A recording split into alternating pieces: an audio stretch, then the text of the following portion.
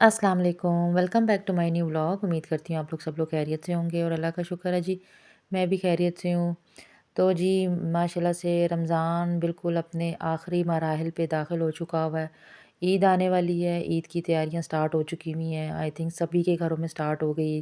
तो बस मेरी भी जो डीप क्लीनिंग थी, मैंने कहा चलें आज आपके साथ छोटी-मोटी जो अपनी रूटीन है वो शेयर करती हूँ। लेकिन रमज़ान में क्लीनिंग करना, डीप क्लीनिंग करना थोड़ा-सा मुश्किल हो जाता है क्योंकि आपने रोज़ा रखा हुआ होता है।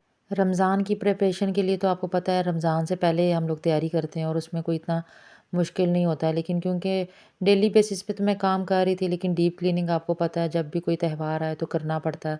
तो बस ये कि मैंने घर की डीप क्लीनिंग की थी, मतलब सफाई वगैरह के हवाले से। बाकी डीप क्लीनिंग मैंने किचन वगैरह की आपसे मैंने रमज़ान से पहले ही शेयर कर दी हुई है, क्योंकि मैंने इस दफ़ा कोई ख़ास जो है वो डीप क्लीनिंग नहीं की। हाँ, बस सफाई के हवाले से जो थी वो थोड़ी डीप क्लीनिंग की, मतलब फर्नीचर वगैरह आगे पीछे करके जितना मुझसे हो सका था। रोज़ा रखा हुआ था मैंने, तो जितना मुझसे हो पाया था तो वो मैंने किया था। तो ये तकरीबन रोज़ा रखने के बाद, मतलब सहरी के बाद की मेरी रूटीन है। मैंने मतलब रोज़ा रखने के बाद नमाज़ वगैरह पढ़ी और फिर मैंने आज का दिन तय किया हुआ था कि मैं आज डीप क्लीनिंग करूँगी।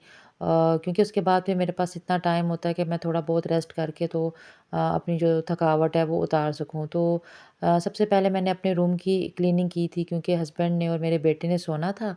वो लोग नमाज़ पढ़ने गए हुए थे फ़जर की, तो मैंने कहा उनके आने से पहले-पहले मैंने अपना रूम क्लीन कर लिया। बाकी फिर ये होता है कि वो लोग सो जाते हैं और बाकी के जो मैं काम होती हैं वो डीप क्लीनिंग करके मतलब मैंने जो सफाई वगैरह करनी थी वो फिर मैंने कर ली।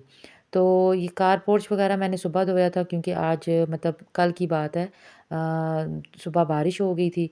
तो फिर मैंने कहा चले मैं वेट कर लेती हूँ। अंदर सारे घर की डीप क्लीनिंग करने के बाद ये मतलब दोपहर से थोड़ी देर पहले का मतलब दोपहर ही कह सकते हैं, धूप निकल आई हुई थी। मैं क्योंकि डीप क्लीनिंग करने के बाद सो गई थी। मैंने कोई ख़ास वीडियो नहीं बनाई, आप लोगों के साथ शेयर नहीं की।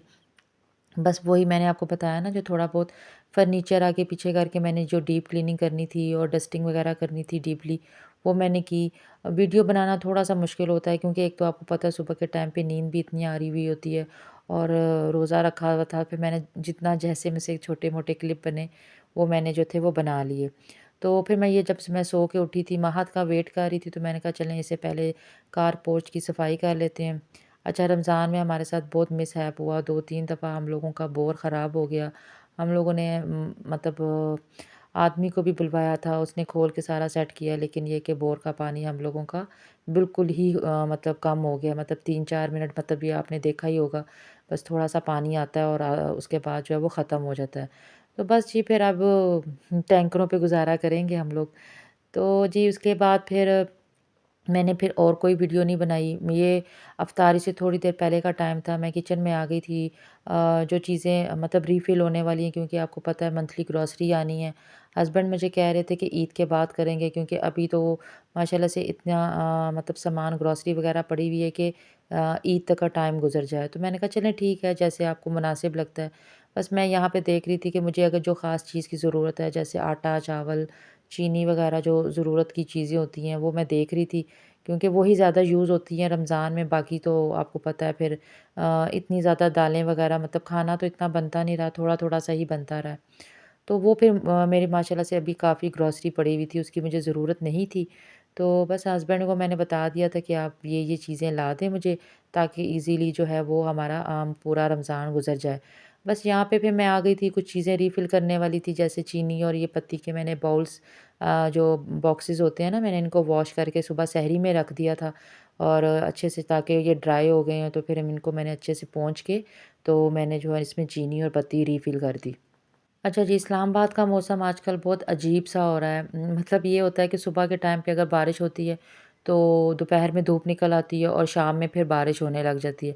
माशाल्लाह से बहुत बहुत अच्छा जो है वो हम लोगों का रमज़ान गुज़रा है और बिल्कुल भी इस दफ़ा एक भी रोज़े में आपको ये फ़ील नहीं हुआ कि गर्मी है या रोज़ा लग रहा है। पता ही नहीं चलता कि कब दिन स्टार्ट होता है और कब दिन का एंड हो जाता है। तो वही बात होगी कि मैं मतलब किचन में थोड़ा बहुत काम कर रही थी, अचानक दोबारा से बादल गरजे हैं। एक दिन पहले भी बहुत बारिश हुई है, उस दिन का मैंने शूट नहीं किया। मैंने मतलब वही बात है ना, मेरे पास इतना टाइम होता ही नहीं है कि मैं कैमरा उठा के और जो है वो रमज़ान में मुझसे व्लॉग बनाना, शायद मेरा फर्स्ट रमज़ान था व्लॉगिंग के हवाले से। तो मेरे पास बिल्कुल भी टाइम नहीं था। तो मेरे से जो है ना वो टाइम सेट हो नहीं पा रहा था। तो यहाँ पे मैंने अपने हस्बैंड को कहा था ज़रा जाइएगा छत पे थोड़ी-सी वीडियो बना लाइएगा। यहाँ पे देखें इस साइड पे बादल मतलब सॉरी धूप थी और हमारे इधर घर के ऊपर जो थी वो बारिश हो रही थी। ये देखें इस साइड पे धूप निकली हुई और थोड़े-थोड़े बादल थे। और दूसरी साइड पे जो थे वो बारिश हो रही थी। बहुत प्यारा-सा मौसम था और मेरी अम्मी कहा करती हैं जब बारिश और धूप इकट्ठी हो तो जो दुआ माँगो तो वो कबूल होती है। तो फिर छोटा-सा क्लिप मैंने भी बना लिया था क्योंकि हस्बैंड को और मेरे बेटे को कोई ख़ास आइडिया नहीं है कि वीडियो कैसे शूट करते हैं। मुझे भी अभी नहीं है लेकिन मैं कोशिश करती हूँ कि किस एंगल से आहिस्ता-आहिस्ता सीख रही हूँ। आप लोगों के साथ जितना बेहतर हो सकता है मैं वीडियो शूट करने की कोशिश करती हूँ, आपके साथ शेयर करने की कोशिश करती हूँ। तो जी यहाँ पे हमारी इफ्तारी की तैयारी हो रही थी। इफ्तारी में वही जो आपको पता है बेसिक चीज़ें हैं और आजकल वैसे ही वो ये चीज़ें खा-खा के ना दिल तंग आ गया था। मैंने पकोड़ों का मसाला आप लोगों के सामने बनाया लेकिन मैंने फ्राई नहीं किए थे। उसका रीज़न ये था कि महद ने एंड टाइम पे मुझे कहा कि मैंने पहले ही पकोड़ों का मसाला बना लिया था और महद ने कहा मामा मैंने पकोड़े नहीं खाने मुझे फ्राइज़ बना दें। तो मैंने कहा चलें ठीक है आपको फ्राइज़ बना देते हैं, साथ में उसने रोल वगैरह बनवा लिए।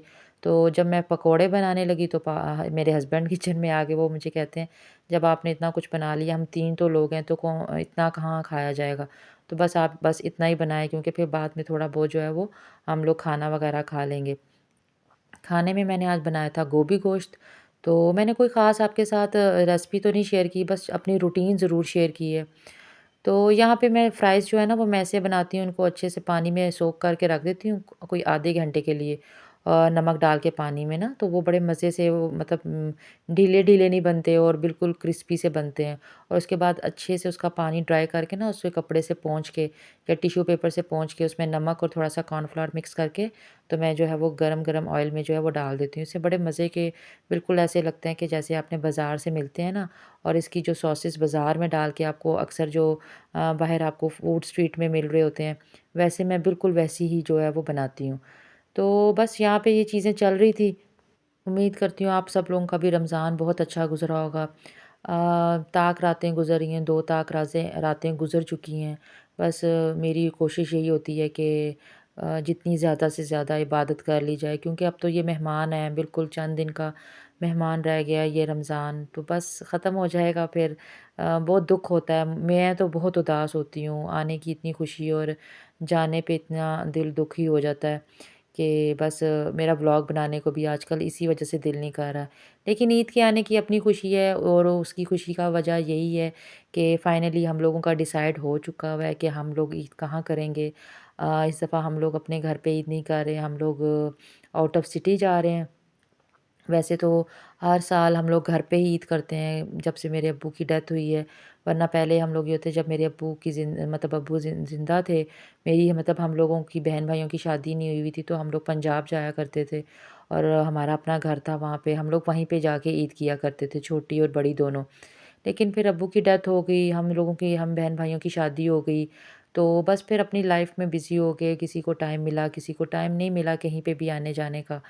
तो बस फिर हम लोगों ने ईदें अपने-अपने घर पे यहीं पे करना स्टार्ट कर दी। इस्लामाबाद में सिर्फ़ मेरी अम्मी की पूरी फ़ैमिली होती है या मैं यहाँ पे होती हूँ। बाकी सारे हम लोगों के जो रिलेटिव्स हैं वो पंजाब में होते हैं, कुछ कराची में होते हैं, मतलब मेरी कुछ एक नंद कराची में होती हैं और एक फ़ैसलाबाद में होती हैं। तो बस फिर हम लोगों ने इस दफ़ा प्लान किया कि भई इस दफ़ा ईद यहाँ पे नहीं करेंगे, बोर ईद गुज़रती है। बच्चों को तो चलो हम घुमा-फिरा लेते हैं, जैसे हम लोग मरी चले जाते हैं या नॉर्दर्न इलाके किसी में भी चले जाते हैं और या इस्लामाबाद में घूम फिर लेते हैं और थोड़ा बहुत हम लोग रिफ़्रेशमेंट के लिए बच्चों को बाहर ले जाते हैं। लेकिन ज़्यादातर हम लोगों की जो ईद रहती है ना, वो यहीं पे इस्लामाबाद में गुज़रती है।